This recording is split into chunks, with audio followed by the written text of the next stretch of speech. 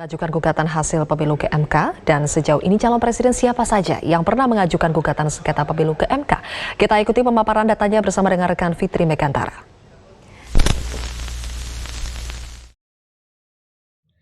Like semper David Remedium, hukum selalu memberikan solusi. Hal ini sejalan dengan musik kita pada hari ini, yaitu penyelesaian perselisihan hasil pemilu dan pilkada melalui pembentukan lembaga peradilan khusus. Assalamualaikum warahmatullahi wabarakatuh. Shalom, Om Swastiastu, Namo Buddhaya, dan salam kebajikan untuk kita semua. Selamat pagi Dewan Juri yang terhormat dan para pengamat hukum. Pertama-tama izinkanlah kami untuk memperkenalkan diri terlebih dahulu. Bersama saya Ellen Chang selaku pembicara pertama yang akan membuka panorama perdebatan. Lalu rekan saya Angela Olivia selaku pembicara kedua dan Indri Elena Suni selaku pembicara ketiga. Dewan Juri yang terhormat, cita-cita yang diinginkan oleh para pendiri negara Indonesia adalah untuk mewujudkan persatuan Indonesia dan kerakyatan yang dipimpin oleh hikmat kebijaksanaan dalam permusyawaratan perwakilan bagi seluruh rakyat Indonesia. Sebagaimana konstitusi telah gariskan secara eksplisit di dalam alinea keempat, pembukaan Undang-Undang Dasar tahun 1945 dapat direalisasikan melalui demokrasi pemilu atau pilkada yang tentunya hal tersebut sudah selaras dengan hakikat daripada cita-cita negara Indonesia.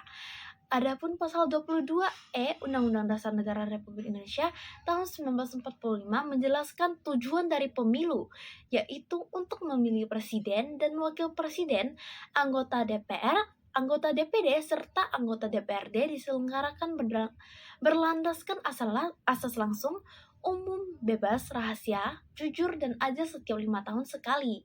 Setiap pemilihan umum harus memegang prinsip dasar demokrasi, seperti dijelaskan oleh Jimmy Asididik, yang mencakup kebebasan atau persamaan, kedaulatan rakyat, dan pemerintahan yang transparan. Konsep demokrasi erat kaitannya dengan kedaulatan hukum sebagai kekuasaan tertinggi. Dalam konteks demokrasi, kedua aspek utama adalah bagaimana kekuasaan diperoleh dan dijalankan. Kedaulatan rakyat dan hukum saling terkait dan tak dapat dipisahkan dalam negara demokratis yang mengutamakan hukum dan keadilan sebagaimana diatur dalam pasal 1 ayat 2 dan ayat 3 Undang-Undang 1945. Partisipasi warga negara adalah kunci dalam negara demokrasi. Hal ini tidak hanya meliputi hak suara, tetapi juga keterlibatan dalam diskusi hak dan tanggung jawab warga, serta dalam mengambil keputusan dan pengawasan kebijakan. Penyelesaian kegaduhan perselisihan pemilu yang dilakukan melalui Mahkamah Konstitusi di Indonesia dirasai menimbulkan polemik di masyarakat karena beberapa alasan di mana masyarakat menaruh keraguan terhadap netralitas MK dalam penyelesaian perselisihan yang dinilai kurang efektif. Ketika perselisihan hasil pemilu dan pilkada tidak diselesaikan secara tuntas dan adil, hal ini dapat merusak legitimasi pemerintahan dan memicu konflik di masyarakat. Salah satunya berupa kegaduhan yang dapat mengakibatkan masyarakat merasa hasil pemilu atau pilkada dianggap tidak adil, lalu memicu protes massal ataupun ketegangan sosial yang berpotensi mengganggu stabilitas politik maupun sosial di Indonesia. Sekian dan terima kasih. Miriam Budiarjo menyatakan bahwa pemilihan umum merupakan konditio sine qua non bagi suatu negara demokrasi modern, di mana melalui pemilihan umum, warga negara menyerahkan sementara hak politiknya, yakni hak berdaulat untuk turut serta menjalankan negara. Bahwasanya keadilan dan kepastian hukum dalam hal pelaksanaan pemilu sudah sepantasnya dipertahankan demi memanifestasikan hak masyarakat Indonesia dalam berpartisipasi secara demokratis dalam pemerintahan. Dewan Juri yang terhormat, para sivitas pemerhati hukum yang berbahagia, serta segenap kolega berpikir kami dari tim kontra yang sangat kami banggakan. Sebelum kami memasuki ranah argumentasi, maka izinkanlah kami selaku tim pro untuk terlebih dahulu untuk melakukan bidasan terhadap argumentasi yang sebelumnya telah disampaikan oleh rekan kami dari tim kontra. Rekanku dari tim kontra menyatakan bahwa penyelesaian perselisihan hasil pemilu dan pilkada dapat dilakukan oleh Mahkamah Konstitusi. Akan tetapi sepertinya rekanku dari tim kontra luput dalam fakta bahwasanya Mahkamah Konstitusi sendiri telah membatalkan kewenangannya dalam memeriksa dan memutus penyelesaian hasil pemilu kada, yang dimana hal tersebut telah disampaikan melalui putusan Mahkamah Konstitusi nomor 97 Peraturan Undang-Undang nomor 11 tahun 2013. Pertama, kewenangan Mahkamah Konstitusi untuk memutus perselisihan hasil pemilu harus dikaitkan dengan makna pemilu dalam pasal 22E Undang-Undang Dasar 1945 yang secara sistematis dan original intent tidak termasuk pada pilkada. Menurut Mahkamah Konstitusi, pilkada termasuk ke rezim pasal 18 ayat 4 Undang-Undang Dasar 1945 yang merupakan open legal policy bagi pembentuk undang-undang untuk menafsirkan dipilih secara demokratis. Dengan demikian, pilkada bukanlah pemilu, sehingga lingkup penyelesaian sengketa hasil pemilu dalam pasal 24C ayat 1 Undang-Undang Dasar 1945 tidak termasuk pada pilkada. Kedua, Mahkamah Konstitusi memaknai secara tekstual, original intent dan gramatikal bahwa kewenangan Mahkamah Konstitusi bersifat limitatif, yaitu hanya menyelesaikan sengketa pemilihan umum yang diselenggarakan untuk memilih anggota DPR, DPD, Presiden dan Wakil Presiden, serta DPRD dan dilaksanakan setiap 5 tahun sekali.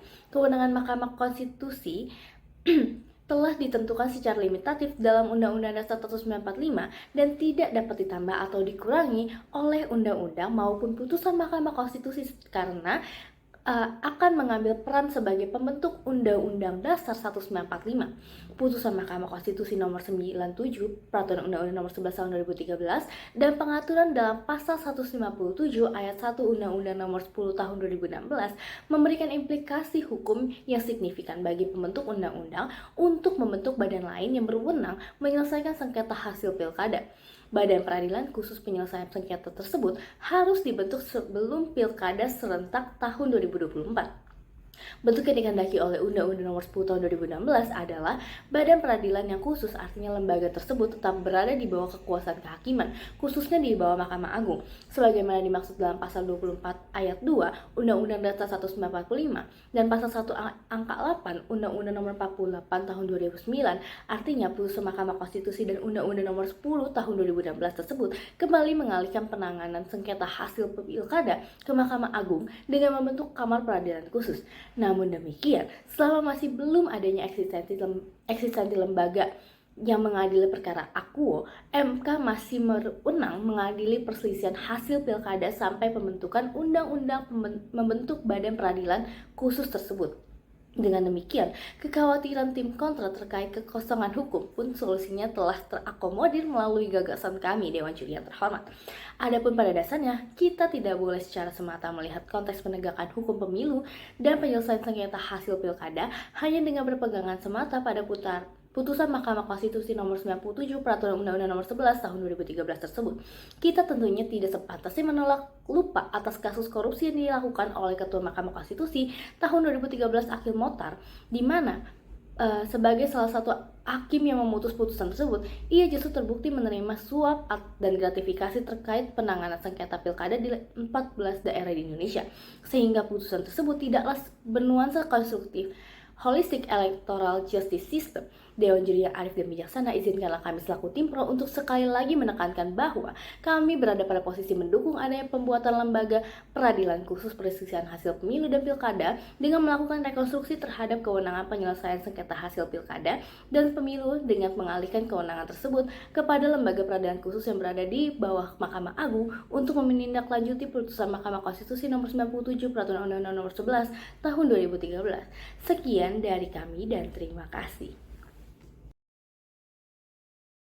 Dewan Juri yang arif dan bijaksana, serta rekan berpikir tim pro yang kami segani.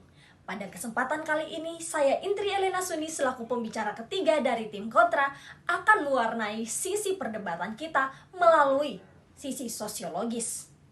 Dewan Juri yang terhormat, sebelum kami masuk pada argumen inti kami, maka izinkanlah kami untuk dapat meluruskan kecacatan berpikir dari tim pro ini sendiri, Dewan Juri yang terhormat. Dewan Juri yang terhormat, sedari tadi tim pro mengatakan bahwa tim kontra ini menyetujui atau menyepakati bahwa hanya Mahkamah Konstitusi dan hanyalah Mahkamah Konstitusi yang dapat menyelesaikan sengketa hasil pemilu. Namun inilah yang dinamakan dengan kecacatan berpikir dari tim pro, Dewan Juri yang terhormat. Karena maksud kami adalah kami menyetujui badan yang sudah ada dalam menyelesaikan sengketa hasil pemilu, bukan lagi membuat badan baru, Dewan Juri yang terhormat. Masuk pada argumen kami, Dewan Juri yang terhormat, kami menyadari bahwa Mahkamah Konstitusi salah dalam menginterpretasikan kewenangannya, sehingga hal ini dapat dibatalkan Dewan Juri yang terhormat dalam penyelesaian sengketa hasil pemilu kada Dewan Juri yang terhormat. Kami menyadari juga bahwa di situ adanya kekosongan hukum. Namun bukan berarti kekosongan hukum itu dapat diisi dengan membangun sembarang badan peradilan baru Dewan Juri yang terhormat.